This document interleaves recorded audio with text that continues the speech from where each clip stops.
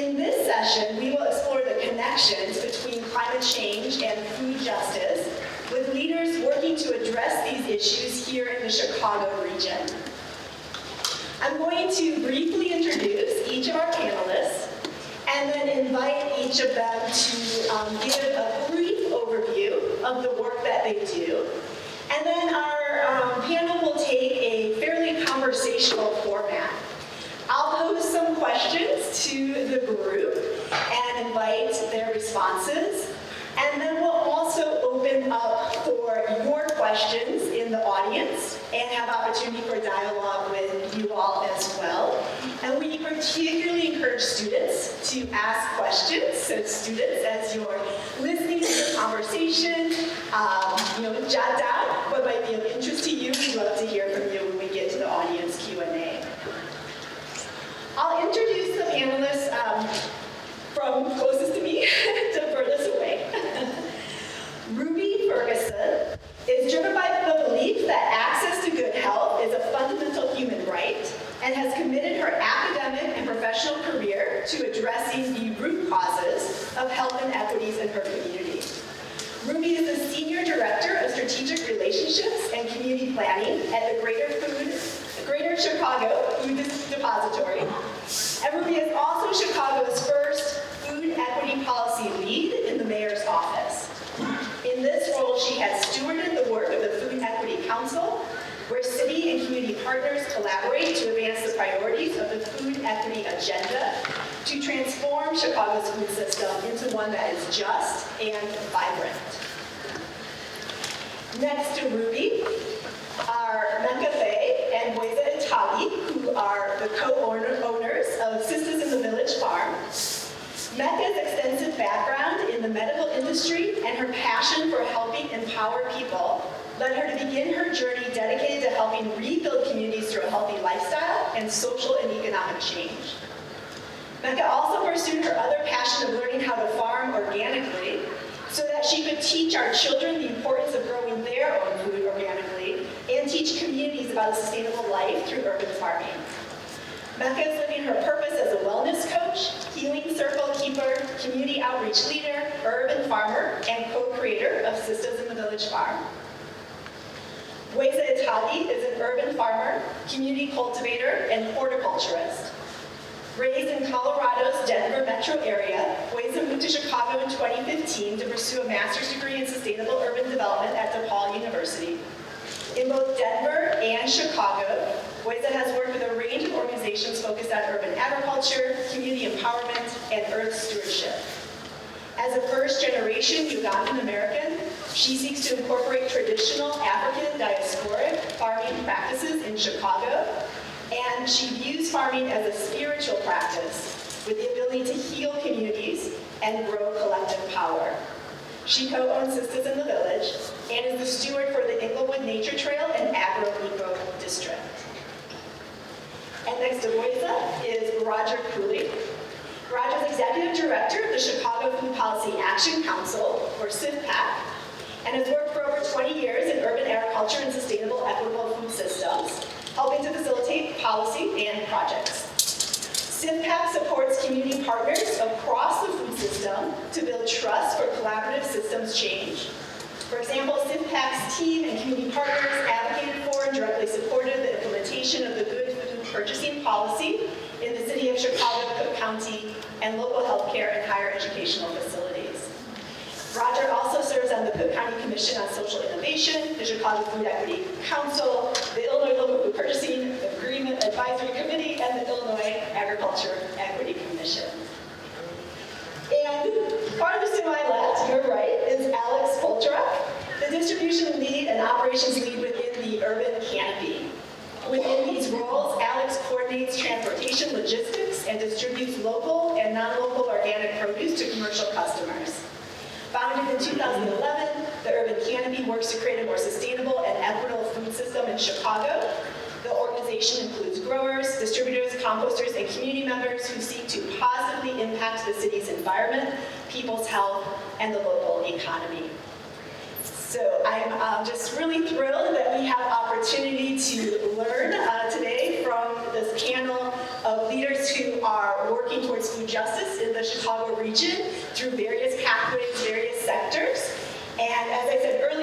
invite each of them to tell you a little bit more about their work. I have a handful of questions that I'll pose to the panel, and then we'll invite your questions as well. Let's begin with Boisa and Nathia from Sisters in the Village. We are the co-owners, co-founders of Sisters in the Village, as Tanya mentioned.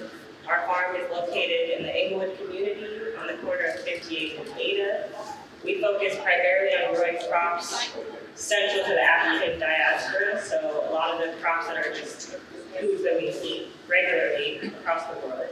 And we grow them all naturally, and also really prioritize having cross-generational conversations and exchanges on our memories associated with the different food and the different crops and recipes that people have passed down in their families for generations. And really centering that story, circle keeping is how we first realized we're all either directly connected to growing food or even a couple generations removed from growing food.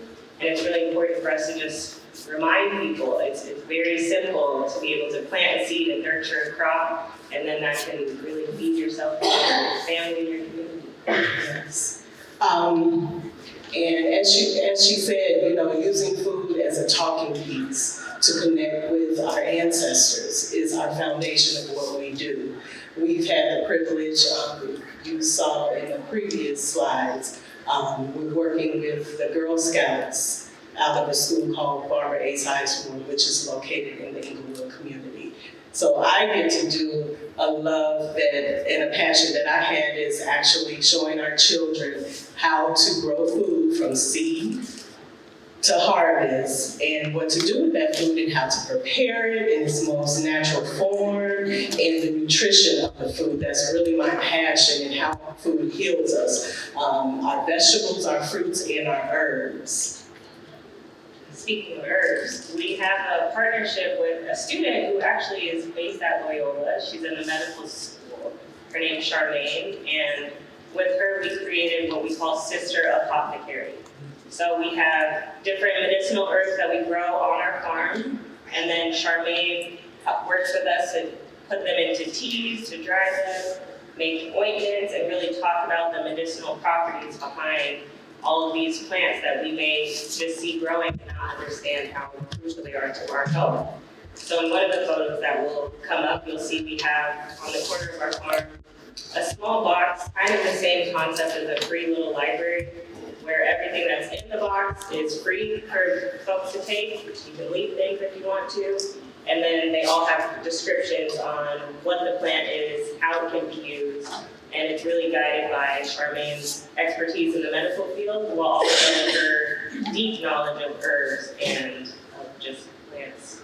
Yes. An important part of where our food is sourced, we're in the Inglewood community, so 99.9% of our food goes back to the community, where we have a farmer's market or vendor's market on Saturdays during the summer and fall time on 58 in Halsted. So we know that after this we'll be able to give you our information so that you all can join us and eat some of our food. We have volunteer days. Last year we had our first community dinner, which you'll see in one of the photos, which was so cute. And really our goal is to show people that spaces where you're growing food are also just spaces where people naturally gather.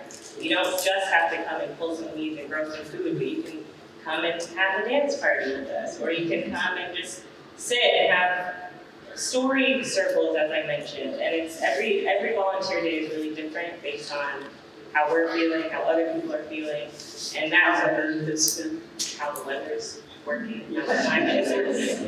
And I think that's really important for us, is that we understand that we're all individual people carrying our own individual feelings and traumas and whatever it may be. And to have a space on the land where you can just release all of that and also then connect with other like-minded great people has been a beautiful journey for us. I think one of the things that's really cool to see about programs like what Loyola has going on here is that there really hasn't been too many opportunities for folks like me or others to get into sustainable or urban agriculture, stuff like that. So a lot of us come from really winding paths from doing other stuff first. For me in particular, I was a computer engineer, did that for a few years and really didn't like myself, didn't like my life. I went back to grad school and got an MBA, and then didn't know what to do with myself, so I had no idea what my purpose was. Good laugh, thank you. And it was actually a fellowship that brought me back to Chicago to work with CPS at the district headquarters downtown, and it wasn't exactly what my project was based on, but it was the first time that I had learned that about half of kids in Chicago public schools don't graduate high school. That's a kind of a district-wide stat, so you can think about Black and brown and poorer neighborhoods, that graduation rate is even lower. And it really stuck with me that my mom was always around for me to make sure that my older sister and I were fed, ready to go to school, prepared, stuff like that. And seeing the connection with food in particular stuck with me that in a lot of communities, access to healthy, fresh, nutritious food options is a lot lower than access to unhealthy food options. Sometimes they're called food deserts, sometimes they're called food swamps, there's lots of different terms, but just in general, healthy, fresh options are difficult to afford or access, and unhealthy options are at least easier and usually more affordable. And I can see the connection with that in school, where school is supposed to be this source of economic mobility, empowerment, stuff like that. And that's not really what was happening in a place like Chicago. So after the fellowship ended, it wasn't something I felt I could fight directly from within the school system, which is a giant organization with multi-year, multi-million-dollar contracts. This is something that I wanted to attack more directly and within the community, and started here organically with a few central kind of ideas of our vision being how do we help create a more sustainable and equitable food system, realizing that we can't do that alone, it's the help part. Oftentimes as we get to study sustainability and equitability have a lot of different definitions. People use them to mean a lot of different things. Sometimes it's greenwashing too, and it's just straight up BS. So we developed 3 kind of mission areas to help better define qualitatively and quantitatively what sustainability and equitability mean to us, at least a few. The first mission area is around the people side of things. How do we create more nutritious, healthy food options available to people? It's tough to be quantitative about that. We're not doing longitudinal studies about people eating, that kind of stuff and their health impacts and stuff. Hopefully you guys can all work on, or some of you, or even the Sister Apothecary is a good example of having a direct impact on that.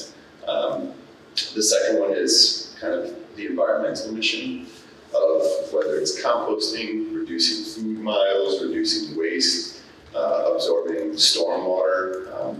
It wasn't mentioned, but this site on 58th and Ada prevents a lot of water from running into the neighbors' yards, the basements, the community. So there's a lot of environmental benefits, and they're actually more easy to quantify and define. And the last is not just us as a company being financially viable, whether it's profitable or not profitable, but the concept of a local living economy. How does our business not just benefit ourselves, but others around us, and create platforms for us all to do better, a local living economy? That's all kind of like up here, very heady. And urban canopy as a business is still really tough to explain and tough to understand, because we do a number of different things. We have our own indoor farm at our warehouse, where we've grown wheatgrass and microgreens for juice bars and restaurants in the past. We have our outdoor farm site on the border of Inglewood and Auburn Gresham, at 76th and Racine. It's about a 2-acre site that's about halfway built out with beds, similar to the photos I saw from Sisters in Credit. On that 1 acre last year, we grew almost 30,000 pounds of produce. All the stuff that we grow goes to either our farmers markets or our community-supported agriculture, of which I think a few of the people here, I know Ray was here earlier, has been a member for a long time. Our farmers markets are also kind of scattered, include city-sponsored markets on the south and west sides and what they call food desert neighborhoods. So oftentimes it's where farmers and other vendors can't necessarily afford to be because the community doesn't have enough of that spending power. But how do we at least make that available, be present? We provide link funding and link match funding so the community has another access point out of many that are needed to try to get healthy options to them and for them. Thank you, and good afternoon, everyone. It is always an honor to share space with these brilliant minds and be in space with folks who are committed to food justice. My name is Ruby Ferguson. I'm in a blended role, so I'm an employee of the Food Depository, but also detailed to the Mayor's Office to staff Chicago's Food Equity Council.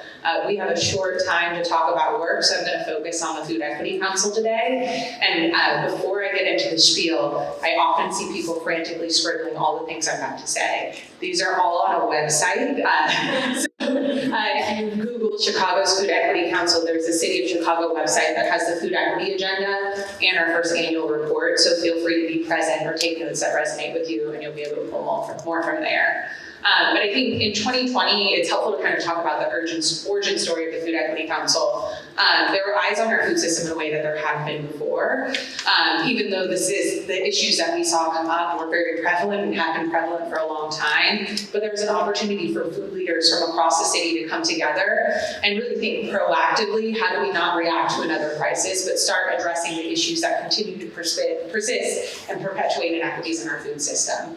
And so that led to the development of Chicago's first ever food equity agenda.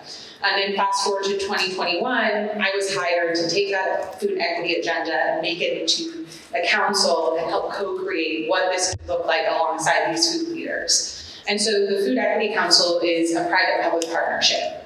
It brings city departments and sister agencies together alongside with community leaders who are doing the work that need the change to lift up opportunities on how we can transform our food system.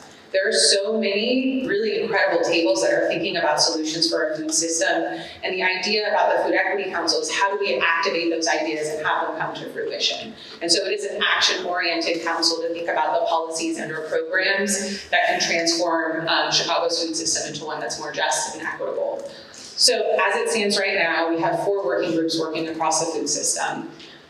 There's an urban agriculture work group, which some of our members are on stage today, that is focused on how do we eliminate barriers to urban ag. So that's acknowledging that there are city policies that exist that make it really challenging to grow in the city, or policies that don't exist that make it really challenging to grow in the city. And so how can we transform those policies to create pathways for more local food?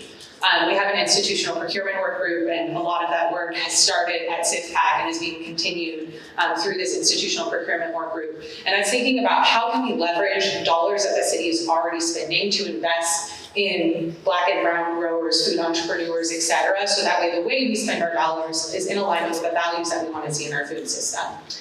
We also have a nutrition programs work group, so there are all these awesome federal nutrition programs that exist that are money that can go to our local food system, but it's really difficult to access them, and folks might be confused on all the different pathways on which you can do that. And as a municipality, what we have the opportunity to think about is how can we better connect people to those resources and advocate for changes at the federal level.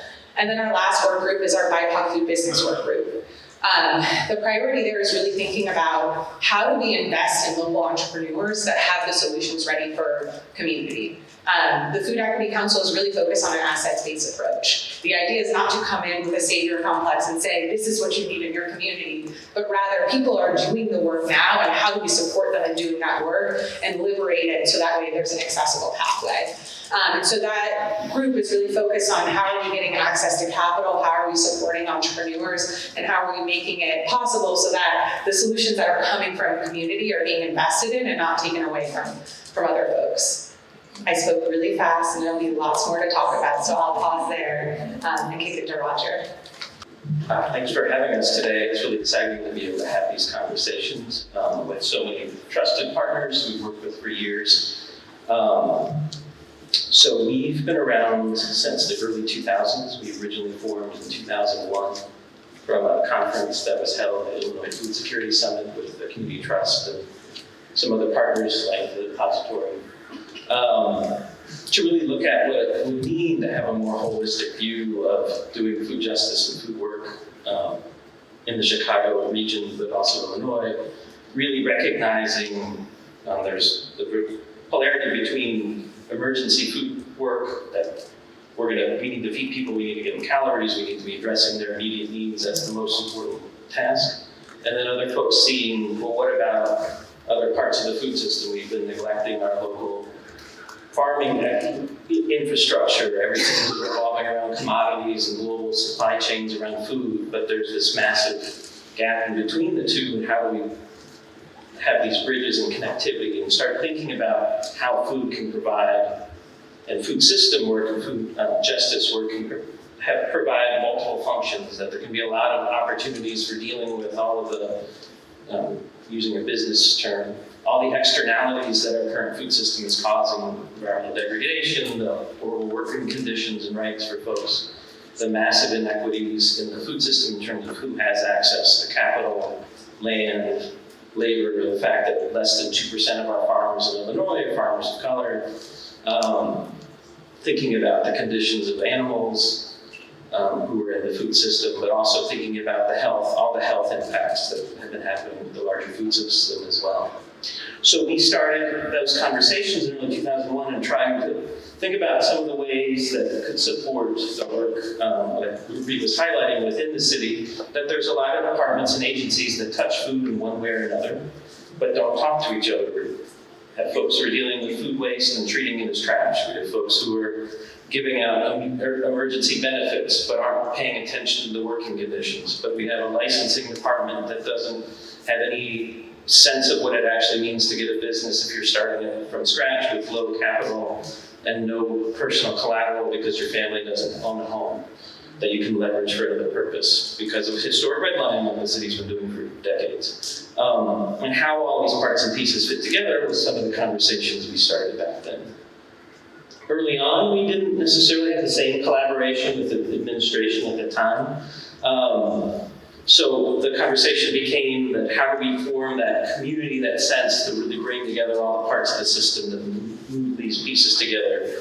You can see in this slide that one of the things that we've paid attention to is also being partners on the inside with people who are already in the system, but making sure we have a position to do advocacy. So we've done mayoral justice forums the last 2 elections to make sure this is part of the agenda.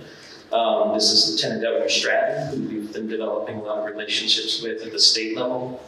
And part of our work is also recognizing, and this was another bill we worked on, getting worker cooperatives in place. This was from 2018, 2019 work.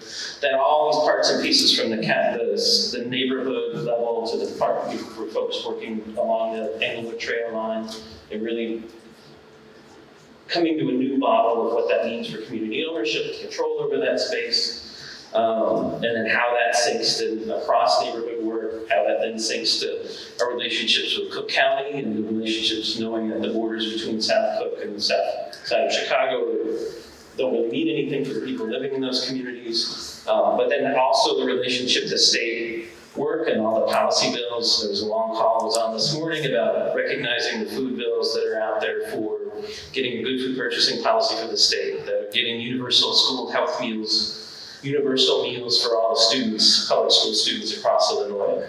Illinois would be the last democratically controlled state that passed this, just FYI. And then the opportunities at the federal level. So there was a couple slides about some of the marches we participated in last year in DC and the work on the Farm Bill. But recognizing all of these pieces and parts fit together, but it takes local community folks who are engaged and building trusted relationships to move these things forward. So I'll stop there. Thank you, everyone.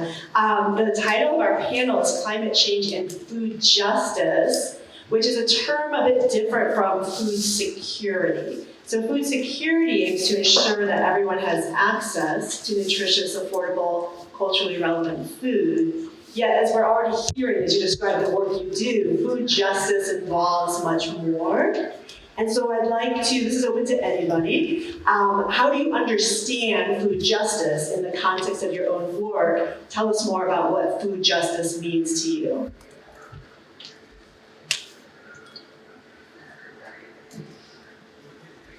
Okay, I can start. And whenever I talk about my work, I like to stop and think about how special a meal is with loved ones. And what that can look like when you have agency and choice to choose what you're putting on that plate, what it means to have the liberty to have time to sit down and enjoy that, when you have the liberty to choose where you're sourcing that food from, and like some of the incredible folks here, they might be growing that own food for themselves.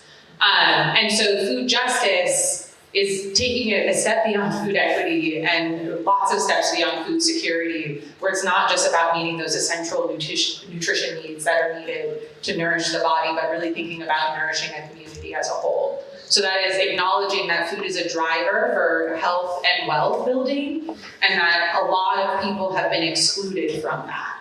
And so if we're thinking about that inclusive process, we need to step back and acknowledge the harm that has been done and be humble in our approaches and learn from the community that we're addressing. So that's what food justice means to me.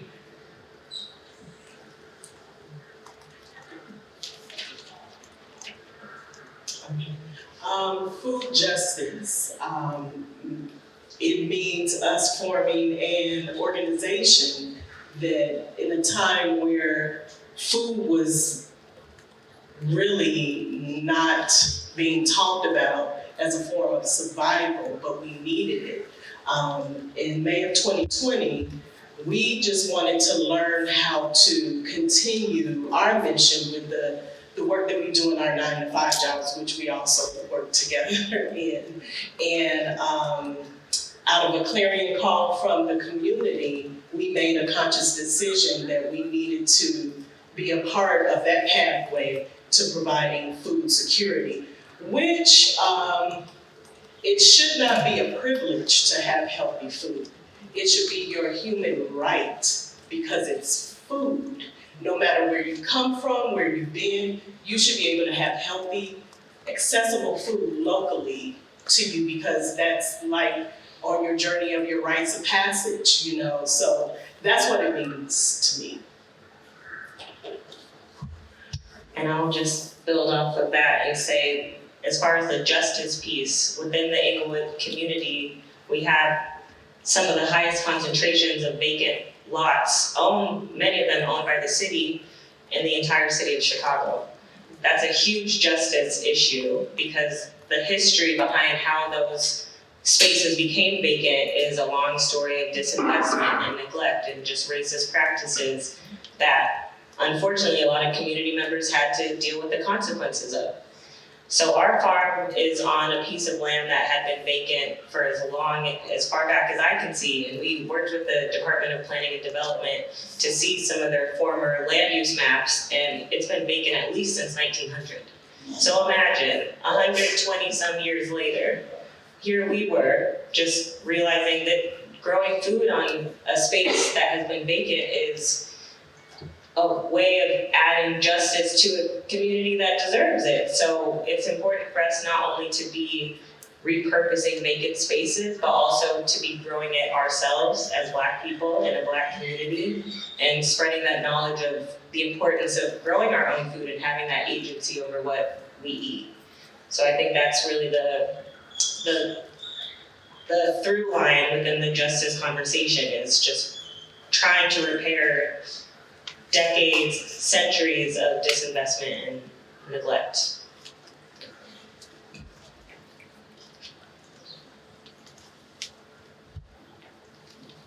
So building off of the awesome statements that have already been presented, but the transition from the notion of food security, again, the food justice is an incredibly valuable one, and also using the language of food sovereignty, which takes it even further in terms of having community having control over the means of the food that they're producing, not just here's the food that's available to us.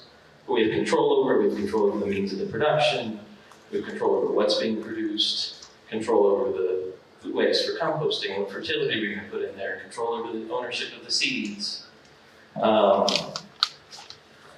the identity that goes with that. And then trying to extend that to even our institutions. So what are the foods that we're serving to our kids in each community? That's not just kind of a one-size-fits-all that we can pay for at $1.25 meal. That recognizing that food is a fundamental piece of our existence and our health and well-being, and is a real part of our kind of cultural wealth, and not seeing it as the last thing that happens. Again, thinking about it as food is a fundamental right, but that's, in some cases, it may need the cost more to make sure all the labor that's involved, the folks are being fairly paid throughout the system, that the animals are not being warehoused in their own feces and, being slaughtered on, and then all the workers who are involved in that process as well. But being as holistic as possible, it's like, as being human, we need to be also incredibly recognizing of what the food system is and can be.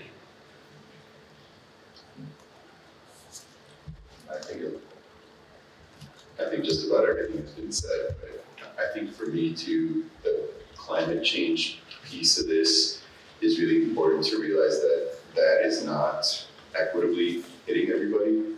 So as climate change makes it more difficult to grow food, that is also disproportionately impacting Black, brown, poor communities, island nations. It's inequitable in its effect on the world locally and globally. So I think that for us, it's also important to help build systems that we don't go backwards. So when we are talking about food security again, that it's not back to food inequality, it's not food injustice and food insovereignty.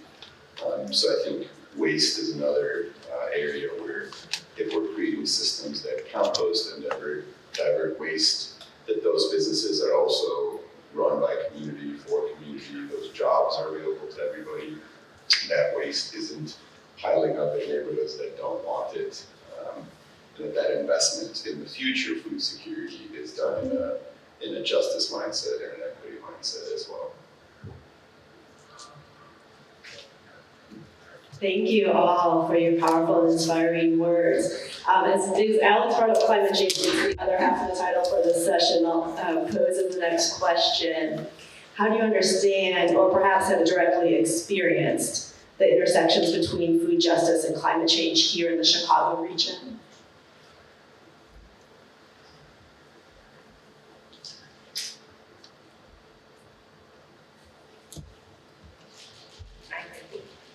I can speak to this again within the Englewood neighborhood context. So as I mentioned, we have an abundance of vacant lots that are then used for dumping or are just not well maintained. And as a result, we see that the temperatures within the neighborhood are much higher than in other parts of the city that have more green space, more parks. And we also see more flooding. So that's something that Alex mentioned earlier about the importance of having farms and gardens as a way to take some of that stormwater and absorb it back into the soil.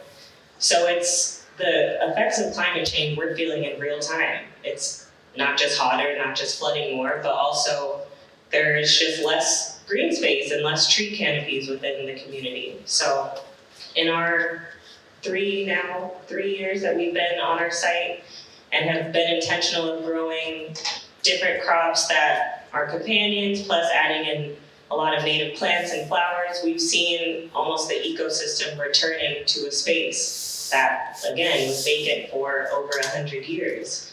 And it's such a small piece that we're doing. Our farm is roughly half of an acre. But just to see that in that time, we do see a lot more birds around and more butterflies and pollinators, I think really highlights the effects of small efforts to really address climate issues. So climate and food are hand in hand, because at the same time that there's all of these vacant lots, there's also less and less places to get fresh food, less restaurants that are open to the community. So it really is in tandem.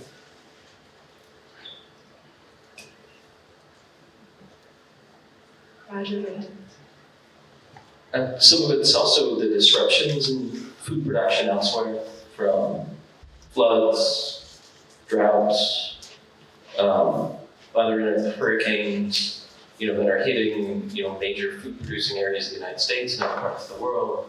It'll help drive up costs. They're helping spread pests and diseases like avian flu, which help drive up egg prices in the last few years. So really being mindful of the negative impacts, but also thinking of it more also as an opportunity for investing in resilience. There's been a lot of resources that are hopefully coming through from the Biden administration. We'll see if there's a transition this fall that may impact that moving forward. But a lot, billions and billions of dollars going for supporting climate change-based and resilient food production, and some of the things that are modeled here on campus around hoop houses and other stormwater management practices, diversifying the landscape as well, that are really great opportunities to thinking about how to help alleviate be part of that change process. Thank you. My next question is specifically for Mecca, Boys, and Alice, because you're all directly involved in food production and distribution, but open to anybody. Why local food? What, in your experience, are the benefits of producing or sourcing food locally? Take that one. Why not local food? There used to be a time, and I don't want to age myself, but I don't mind saying my almost age. I'll be 50 this year. And there used to be a time where even your local grocery store had fresh fruits and vegetables. That they had a garden probably in the backyard of the store. And you knew their name, you knew where their food was sourced, and you had that relationship with them. They became your family. You would ask them, how is John doing? Is he going off to college? Those type of things. Today we have a disconnection with what food means and what local means. Some of the definitions, even being in the Midwest of having local food is a disparity. So having a farm that's located in a community where we can disperse the food in this corner and that corner really makes a difference. And even thinking about, I'm going to go into my nerdy self about our microbiome, if you all are into that, and learning how our own bacteria, the good ones, if we use them in a way that our food is sourced locally, can actually heal us. Our foundation is about healing us through food and through conversation. Our farm is a healing ground. So having food that is local, that that can heal you, and connecting with the community in that way is how local can you get, and the practices of the regenerative practices we use when it comes to local food. Like when you buy something at the grocery store, are you concerned about what soil they used or if they use soil? What seeds they're sourcing? Seed saving. These are a practice that local food would afford you as opposed to, and no knock against grocery stores, but when you don't have them, what do you do? And if you have the practice, the skill, because we're not teaching, we're just reimagining, we're reintroducing what it looks like to take a seed or even a piece of lettuce. Romaine lettuce is the best example. You can stick it in some water and it'll just start growing. But how that looks locally and how that helps us heal.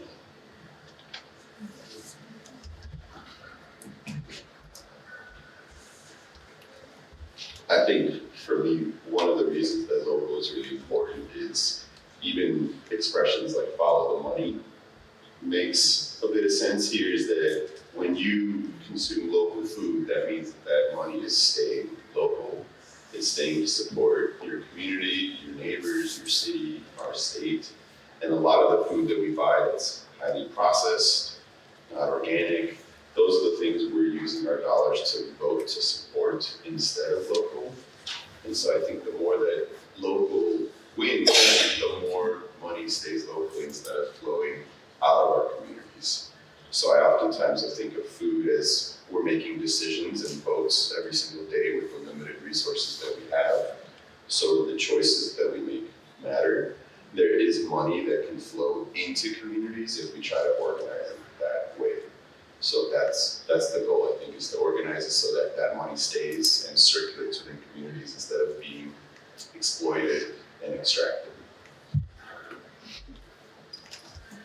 Thank you. My next question is in particular for Ruby, but again, open to anyone to build on as well. And so Ruby, you spoke about the Food Equity Council has 4 different working groups and like BIPOC food businesses, nutrition, procurement, urban agriculture. I'm curious how you engage with people who are most affected by food injustice. So people who are experiencing food insecurity, BIPOC growers who don't have the same access to credit, land, et cetera, as others. How do you center their lived experiences, voices, knowledge, and wisdom in food justice work? Thank you for that question. And I think, so there's a few things to acknowledge here. It is important, like I mentioned before, that when we come up with solutions for food injustice, that we approach that with humility and not with, I have a solution and let me do that, but rather with questions and interrogation of what is possible. And so by design, each of our work groups include community leaders who are doing the work, like Mecca. And I'll get to the urban ag work group in a second, but I think that's really important because sometimes what happens is policies or programs are made in a vacuum, and then there's a community engagement process towards the end, and then, oh my goodness, we realize it doesn't work for some reason, and we're a little bit shocked.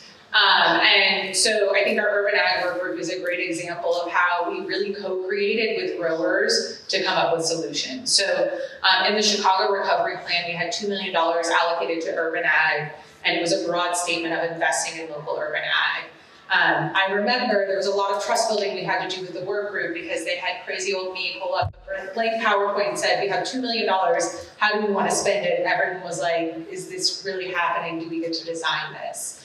And so it took us a while to get there, but actively being a part of that process and co-creating led to what we now have as the Community Growers Program that is led by NeighborSpace and a whole collective of folks that I would rattle off that would take me a long time that are supporting, I think we're at 18 projects across the city, some of which are working to get on city-owned vacant land. And these are not perfect processes. A lot of this is giving folks insight to how some decisions are made to understand where the inequities lie. But folks have been there from, we got $2 million, how do we want to spend it, to now we're implementing it and here are all the barriers there.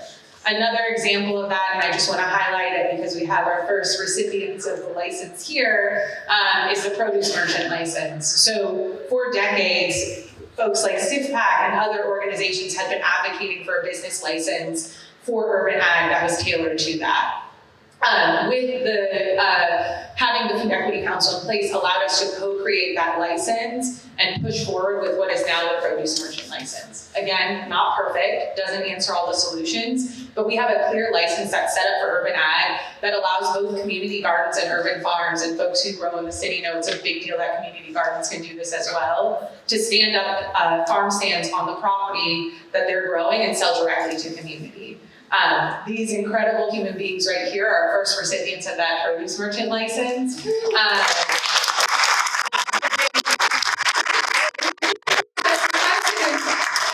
And so, yeah, still figuring out some kinks, right? But I think that also speaks to Mecca was there to help co-create it. Mecca was there to help walk through the process, and Mecca is there to be a liaison to say, this is how it works, this is how we can make it better, this is how we do that. And I think those are examples of how you walk through that process and you center folks. And it's not always going to be perfect, but having people at the table, and hopefully we get rid of the table eventually, but having people at the table is essential to kind of co-creating these things. Thank you. This is my last question before we open it up to the audience. And this question is for Roger and Ruby, but anybody else who might want to speak to it as well. Roger SIFPAC in particular plays a role convening people across the food system space and developing networks. How does collaboration across organizations, sectors, and communities help to advance food justice? In your experience, what are the benefits and challenges of collaborative networks? Yeah. Well, as we've started talking, when we started, that there's so many issues and sectors and folks involved within food systems work, that there's never a straight line solution to the problem. There's so many interconnecting pieces. So the example Ruby was just highlighting, bang our head on the wall for that for about 10 years before it finally happened. So the city had passed the Urban Act, so previous to 2013, in the zoning in the city, it was technically illegal to farm for money in the city because it wasn't in the zoning code. So we finally got it passed as an actual right use for commercial urban farming, or even community gardens technically weren't legal until that was zoned as well. But the city did not create the full, so what's the reality for a person to go through that system? And then actually have a business license, because they're like, if you're gonna do commercial activity, you have to have a business license within the city. But you need to have a license that matches your place within the city. You know? So, but there's all of these experiences and folks who have to come together to really understand what it means to make those transitions. And this is, somewhat micro level, but it's macro because of Chicago. And some of this is also cities, Chicago seen as a leader for other cities. So everything we do here has influence elsewhere out in the country. So for one of the big things that we've really worked on is the good food purchasing policy, which falls under institutional procurement work, which brings together and was developed in a different city in Los Angeles to bring together those 5 value categories: local, sustainable, animal welfare, fair worker, and nutrition standards all together. And then it was brought together, so we're in a coalition of 25 other cities who are implementing this. Expanding a deep partnership with Cook County as well. There's a bill at the state level that folks can advocate for getting the state institutions to adopt it. But for all of that to come together requires massive amounts of collaboration and relationship building for this kind of larger scale work, even if it takes, obviously, years for this work to happen. But while these are things happen, we have these amazing projects that can come online and show what's possible, either in Allison's side or Sisters in the Village. There's amazing pieces to bring together. I'll just build one thing because I think it's important to acknowledge some of the challenges. Like collaborative networks are essential to this work, right?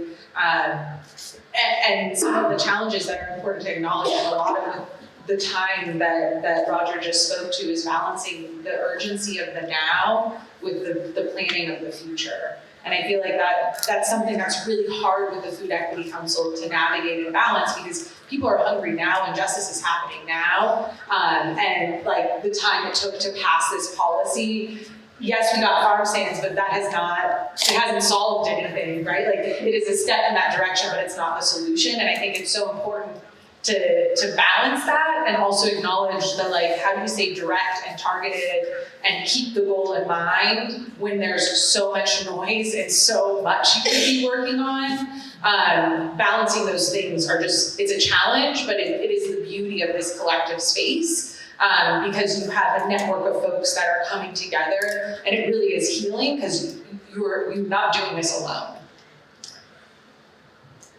Also, I think one of the other big challenges is always inequities in resources and who's coming to the table and who has the time and energy and space to participate in these bigger conversations.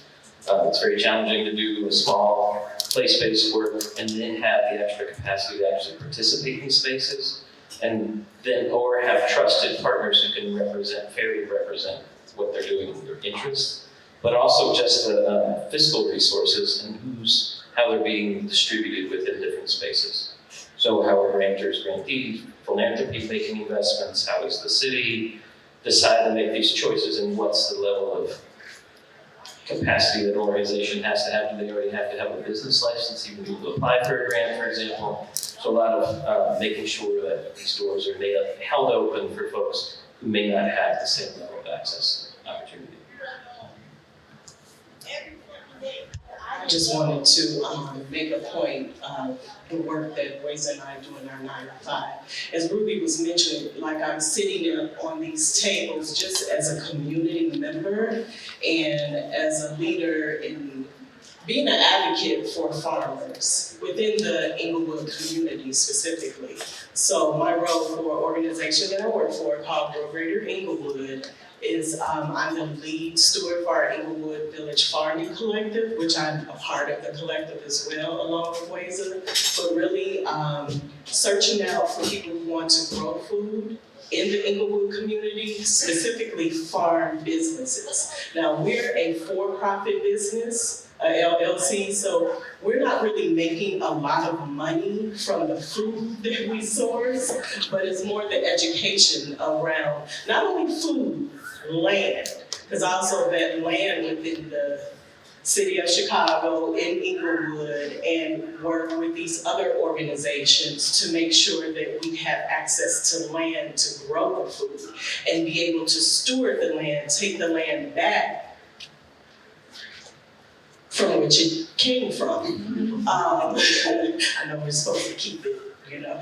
Okay, so these are important factors though that, again, as I said before, using food as a talking piece, but there's so many elements around it when it comes to our health, well-being, where we live, how we source our food, that really makes a difference in all the work that we do, from our 9-to-5s to our businesses and so on. I just wanted to say that. And I'll just add that the power of working in a collective is indescribable. Farming is hard, okay? And having a farm business and understanding all of these very complicated procedures and licensing is very daunting, especially when you have a full-time job and a whole business in addition. So within our collective, we're able to ask people, like, how did you do this? What was your approach to this? We also can order our soil in bulk, because then we don't have to pay all these different delivery fees. And that's really how we function as Black and brown and indigenous people. We work best when we're working together. And this urban farming, food justice space is a highlight of that. It really shows the power when people work together, understanding that these things take a long time. Change is small, but really takes a lot of effort and time.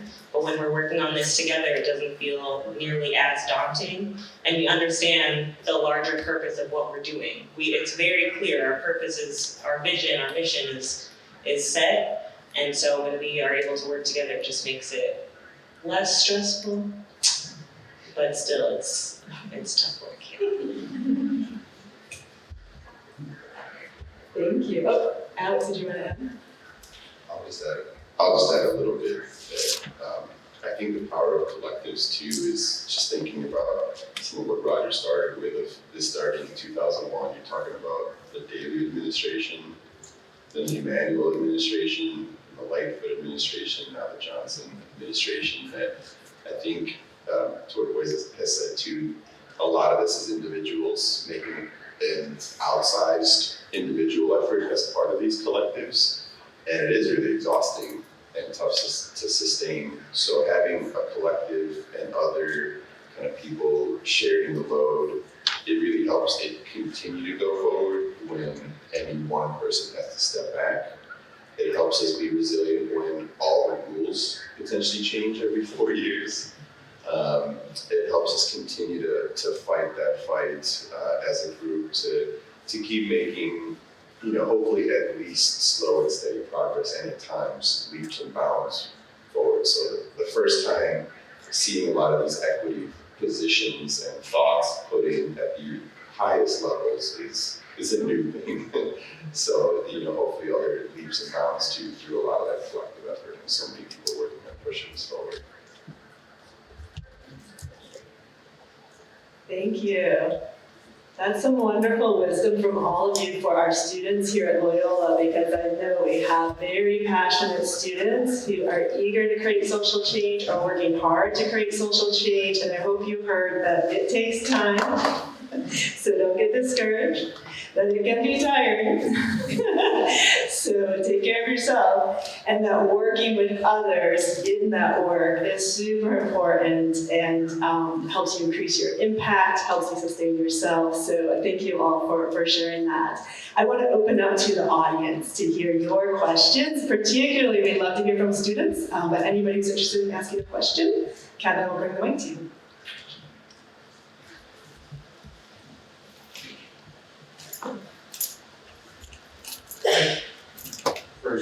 thank you everybody for being here, including the panelists as well. I think this is an amazing space, just to collect our thoughts, our feelings, and emotions. But I had the broader question of, since I am one of the students, I don't more so worry about the people in this room doing what they're supposed to, but how do we instead of having these gardens in communities and saying they're community gardens, how do we really incorporate the community? So are we gonna knock on doors and give free food? Because I have been a leader right here at the Loyola Garden as well. And I noticed the majority of the time, it was just people walking past and didn't know what was going on. They thought it was appealing, but didn't know what was going on. If I came to them with like letters or something of that nature, they was like, what do I do with it? So it's just like, right, and I'm glad that we can make a joke of it, but there's many people out there that don't know what to do with things of that nature, like lettuce that just grew out of the ground, or that's growing in hydroponics. So how are we actually removing this from just a room like this or groupings like this and reaching the communities? Or more so, how are you all doing?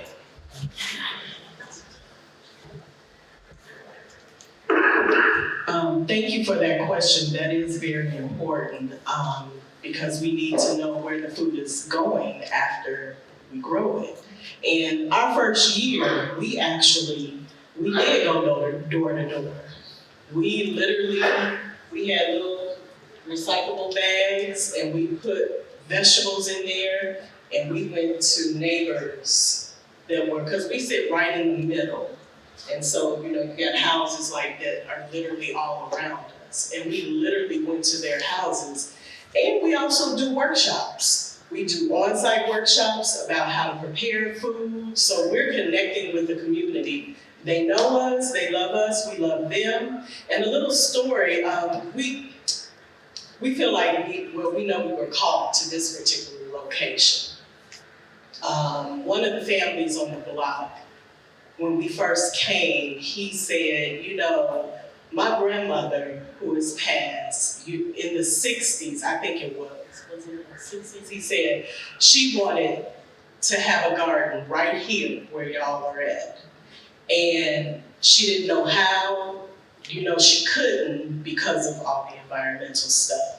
But we know that the universe sent us there and they were waiting on us. So a lot of times communities are waiting on that chance to be able to connect with one another. And you just need 2 new Black girls to say, hey, you want some cucumbers? And really that's all it takes. It's not as difficult as we make it because we think we're so disconnected, but we hear the connection that we have when we hear the stories that are told. And that's why we do, one of the reasons why we do what we do. I hope that answered your question. Can I just add a tiny bit to that? I think there's no one solution fits all or one thing that's gonna do it. So I think exactly like Mecca said, there's lots of little opportunities to make a change directly in someone's life. And a few examples is that I remember at our garden right at the farm, the first year I happened to transplant a lot of yellow cherry tomatoes. And I came back weeks later and they're all loaded with fruit. No one had touched it. And I talked to the kids walking by, they had no idea what it was. It's a weird yellow fruit. And just telling them hey, this is actually a tomato. These yellow ones are super sweet. Go ahead and try one. Come back, a couple of days later, there's nothing. And in the opposite situation, we also grew these weird fingerling-looking eggplant because they're really well accustomed to Chicago climate. It's a Thai type of eggplant. Did the same thing, hey, these cook really easy, it's a thin skin, they taste better than your big, bland, low eggplant. Come back a week later, untouched. And that's kind of the duality of where sometimes we need to change. We never grew those again. We need to grow the big purple ones that everyone's used to. Because the way that they're cooked is they're sliced or soaked or peeled and put fried as a big disc. You can't do that with these weird, long, skinny ones. All right, so it's about us adjusting to their requirements, their demands, what they're used to, as well as educating and showing them this is super simple, try it. We've done a lot of food demos at our farmers markets. it's important that you have a black chef in a black neighborhood because they're gonna bring their stuff that the people coming to the market are also gonna have the same stuff. And it's really inspiring to see where, you know, a kid tries just simply braised in a little bit of oil, cauliflower and broccoli, and the mom's like, what, you like that? Because honestly, like that mom can't risk the $4 it costs to buy a giant head of eggplant and a head of cauliflower and a head of broccoli if the kid's not gonna eat it. Sure, it's healthy, sure, it's good for you, but the kid, like, I can't force my 2-year-old to eat anything. You know, so like if you're gonna waste $4, you know, buy it, you can't take that risk. But a quick demo, the mom sees like, yeah, of course I can make that at home. Yep, of course I got that, and the kid likes it. Cool, those 2 pieces are like 10 meals.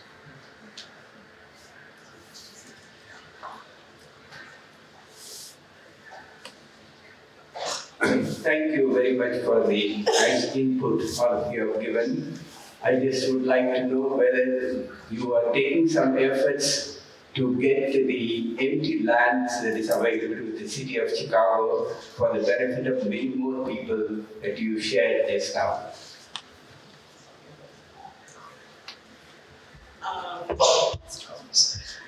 So a part of one of the programs that we have is sourcing land in the city of Chicago. And it's the Urban Agriculture Land Access Program, which that application will be opening hopefully on April the 1st. So you will have access, and it's specifically if you want to grow in the city of Chicago.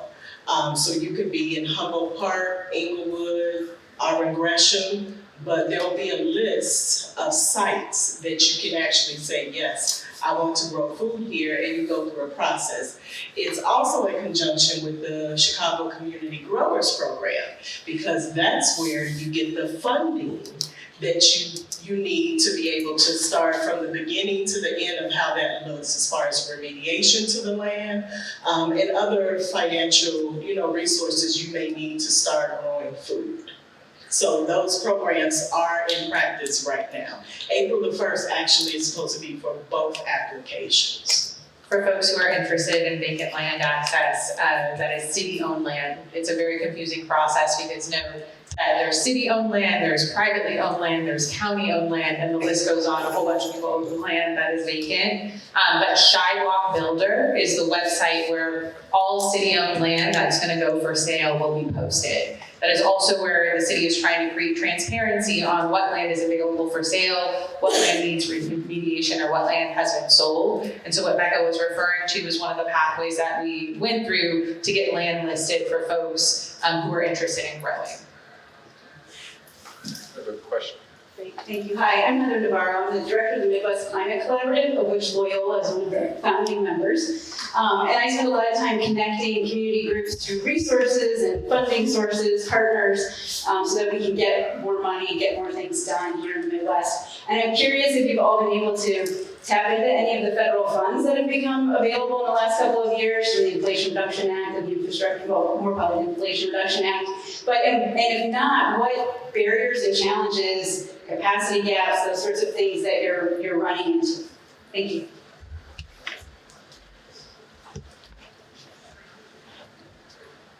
So in terms of, I think that's a great follow-up question.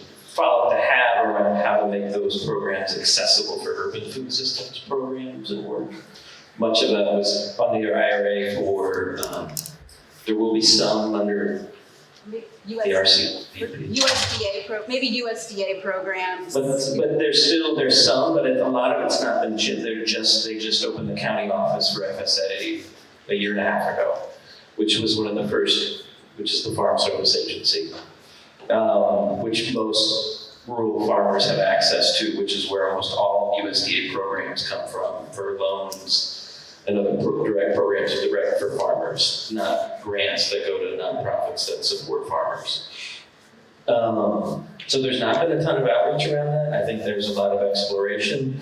I think more folks who are looking at green energy projects and other, energy and transportation infrastructure for projects for getting more electrical vehicle charging, those kind of things have gotten more access, but there's not been a clear pathway, like kind of this more on the ground level urban food systems work into those programs. And I think that's an issue nationally, but a great opportunity for follow-up conversations, because I know we're trying to explore what those mean, and especially since those programs have a finite timeline. A lot of the funding that Ruby's been highlighting, it either came through CARES Act funds or ARPA funds. So it was the city chose to use the money they got from those funding sources for this purpose, which was huge. This was the first time the city's made any of these commitments towards urban agriculture in this way, and small food businesses in the same way. So even though right now they're a short-term funding source, it's still opened the door for what's possible down the road. And I'll add on that, I think the barriers for small farms seeking those funds it's a very long list. One I would say is just mistrust. The USDA has not been a particularly supportive organization for Black and brown farms historically and up to present day. So it's not often the first thought of we should pursue a USDA grant, because we're like, what has the USDA done for us? Sorry, but it's honest. And I think now we are trying to, within the Englewood Village Farm Collective specifically, we are trying to see how we could potentially pursue grants as a collective so that it's not so much pressure on us as an individual farm business to read through all of the terms and make sure we have all our budgets and numbers together. It's something that we can do so that that funding is then distributed amongst each of us as autonomous businesses. And I think that is the approach that could be the most successful, so that first of all, we're not competing for resources amongst us as farmers all within the same community, but we're all learning the entire process together and then are collectively benefiting. But the trust is a huge issue, and also I think just sometimes the reporting that's required when you receive federal funding is really daunting and is really intrusive to an extent, and so that's something that I hope can be addressed, because that is a major source of funding for agriculture.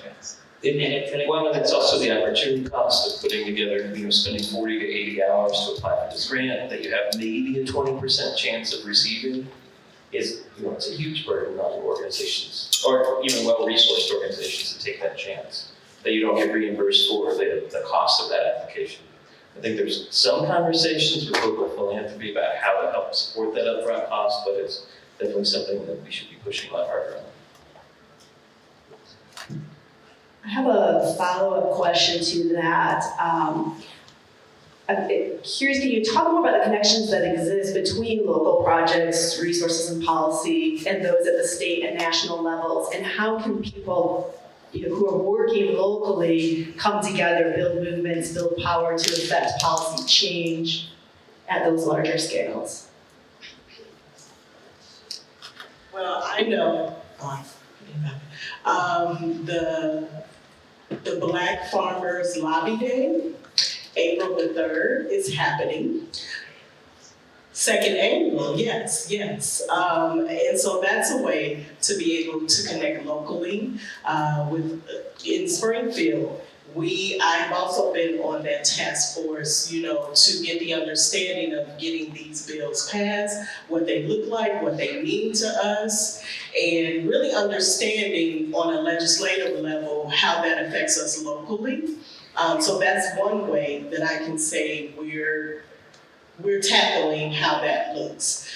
My organization, Rural Greater Englewood, has formed a federation called the HITS, which is Hands in the Soil. So we will be lobbying on April the 3rd and really pushing for these processes, procedures, all this to go into place where it will benefit us. It will, and we can blaze a trail that has been done before locally and be able to, be able to grow food, because that's what we want to do. I just want to add one piece. So when we went to Springfield last year for the first annual Black Farmer Lobby Day, we were shocked to hear how agriculture is viewed at the state. So we were showing up we had a busload of different Black farmers and growers throughout the Chicago area. And we were speaking with some of our representatives, and they were like, when we think about agriculture, we think of farms that are growing food crops that are feeding livestock, or farms that are growing crops that are then being converted into energy. And they don't think about farmers who are growing food that humans are going to consume. And then also, just the lack of visibility of our existence of Black farmers was disappointing and shocking as well. They were like, we didn't even realize that we had Black farmers in Chicago. So I think that's another piece of it, first understanding the entire political process, and also just showing up and being visible and being seen, because there's a lot of us actually. There are several other organizations and coalitions. There's the Illinois Environmental Council, who's come around to be more supportive of these issues as more organizations have joined their coalition. There's the Illinois Stewardship Alliance, who's also a partner, who has presence in Springfield, maybe here. Yes. Who are also supportive of, again, growing the larger collaboration for these kind of policy works. And we've helped support some Farm Bill outreach and collaboration as well. Flew out several urban farmers in January, out to DC, and have done some direct lobbying with Representative Jackson, who's a member of the Agriculture Committee. And there's actually 5 members of the Agriculture Committee from Illinois, which is a great opportunity for that advocacy. So, but it's kind of layering on how those programs that they are running through the farm can directly support producers, because that's the same reaction from those legislators as well. What is this community? Why are we here?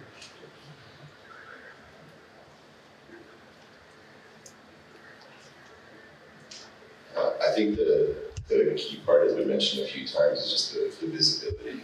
Politics is a really weird process, and so in addition to the Black Lobbying Day, the Illinois Stewardship Alliance in the past has done an annual lobbying, and it is a way to just like be present in the process and see how the sausage is made. And you need to be seen by the legislature at every level, whether it's the city, the state, the county, the country. You need to make those voices heard. You need to show up, and that's not easy to do, to be honest. Like even going to Springfield, taking time off of work or time off of your weekend to go super early in the morning. You run around to as many legislatures' offices as you can. You grab their cards so that then when you go to session, you can present their own card to them. So they come out and talk to you. It's a really weird, convoluted process. And then maybe you get to talk to a few of them, and it feels really cumbersome. But I remember talking to one on the Illinois Stewardship Alliance day just like this. He sat down with us and seemed to actually change his mind and be like, okay, I'll co-sponsor this thing. And if they hear Republican, they automatically hate it. Or if they hear Democrat, they automatically hate it. So depending on who you're talking to, it's tough to change their mind. And the absolute only way to do that is to like be present, to be visible, to be like, I am the human that this impacts. And I will not vote for you unless you at least listen to me. That is the only chance to try to get them to hear you and do something about it. Thank you. Unfortunately, we're reaching the end of our time. So I have one final question I'd like to pose to the panel, and then I'll perhaps folks can stick around for a few minutes if people want to come up to ask, particularly students want to come up to ask any final questions. What would you suggest if folks here in the room are interested in getting more engaged? How can people support food justice work, whether here in the Chicagoland area or their home region?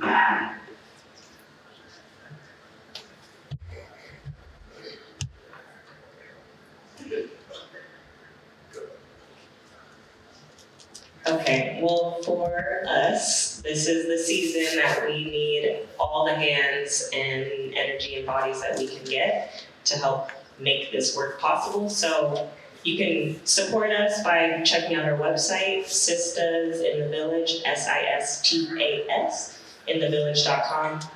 We will be sharing our volunteer sign up soon. We would love for you all to come. We also welcome groups. We've had some student groups come as well and just learn with us, vibe with us on the land. So that's the easiest way to directly support us, but I just encourage everyone to also just show up to the farms or gardens that you may see.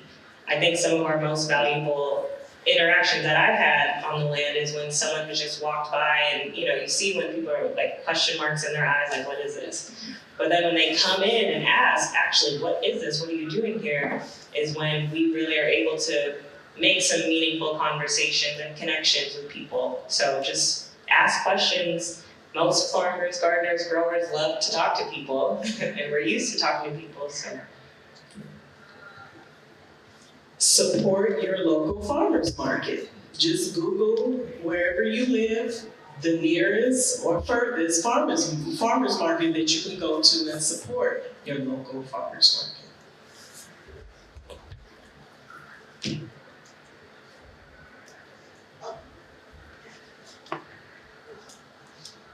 Sorry about that. I think we're here now. Okay, cool. I think Alex said this earlier, we vote with our dollars all the time, right? And so an easy way that you can start to show up is thinking about how you're supporting work locally, and that can look like a variety of different ways, your local farmers markets, your independent grocery stores, etc.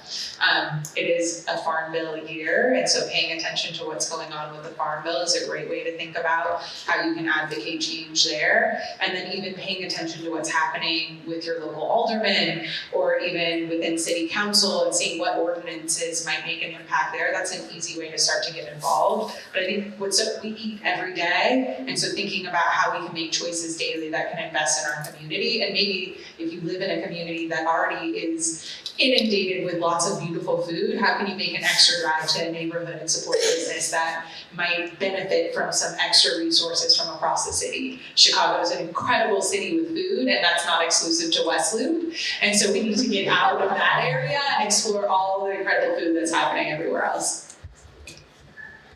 Yeah, I think letting your folks know, your aldermen candidates, your legislative candidates, don't forget to vote on Tuesday, since we have a primary this week. And this weekend, don't forget, early voting over the weekends. And then in November, it's going to be a very important year to vote this year as well, for many reasons. But also letting folks know, because a lot of the candidates, particularly in urban centers, have no concept of that folks care about these food issues. They have there's a huge opportunity to let them know that these issues are important, and not just on the hunger side, because the Farm Bill is also primarily funds SNAP and most of the hunger assistance programs, as well as the agriculture programs, and letting them know that it's important that those things are working together. The whatever programs that are helping support folks getting access to healthy food is also supporting the producers who can produce that food in our communities at the same time, while addressing climate change and other issues at the same time.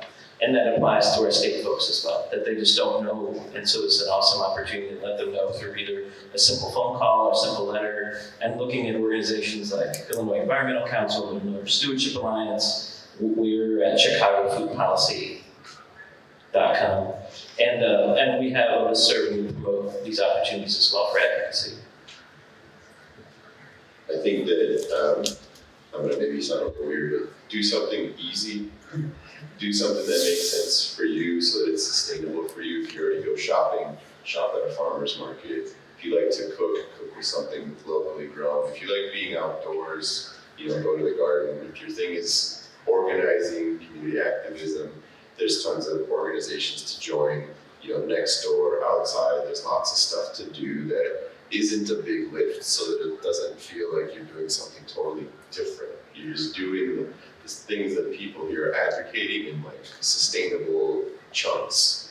None of us, and I'll just speak for myself, I went from someone totally different to me in one step. You take lots of little steps along the way to do one thing different, then another thing, then another thing, and another thing, and then over time, it makes a big change. So do something small to start and see if it's for you, or try something else. It's easy to just try something and then move on.